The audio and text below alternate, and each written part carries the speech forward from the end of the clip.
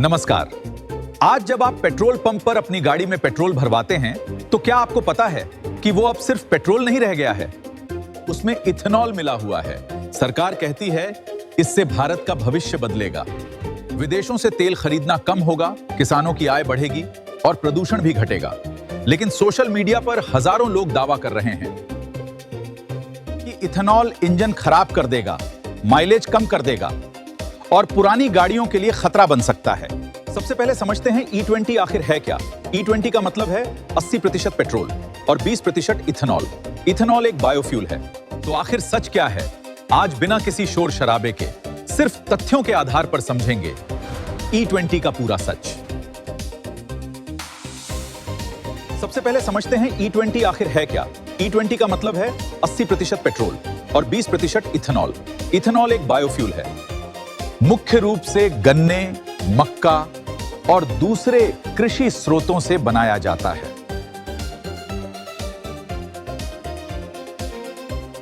सरकार का कहना है भारत हर साल करोड़ों डॉलर का कच्चा तेल विदेशों से खरीदता है। अगर पेट्रोल में इथेनॉल मिलाया जाए तो आयात कम हो सकता है और देश का पैसा बच सकता है। साथ ही गन्ना और मक्का उगाने वाले किसानों को भी फायदा मिल सकता है।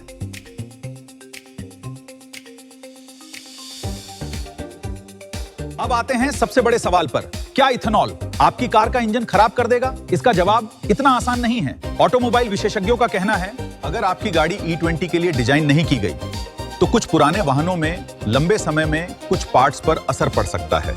हालांकि नई E20 अनुकूल गाड़ियों को इसी ईंधन को ध्यान में रखकर बनाया जा रहा है।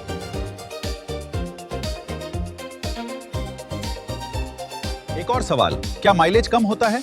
इथेनॉल में पेट्रोल की तुलना में ऊर्जा थोड़ी कम होती है, इसलिए कुछ परिस्थितियों में माइलेज में हल्का अंतर महसूस हो सकता है। लेकिन यह अंतर वाहन, ड्राइविंग स्टाइल और इंजन तकनीक पर भी निर्भर करता है।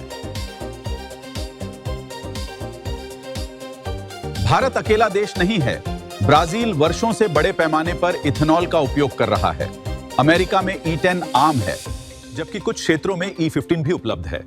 यानी दुनिया इथेनॉल का इस्तेमाल कर रही है, लेकिन हर देश के वाहन, नियम और ईंधन मानक अलग भारत हैं।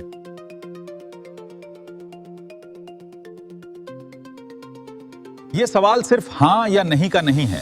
अगर वाहन उसी ईंधन के अनुसार बना है तो स्थिति अलग होगी।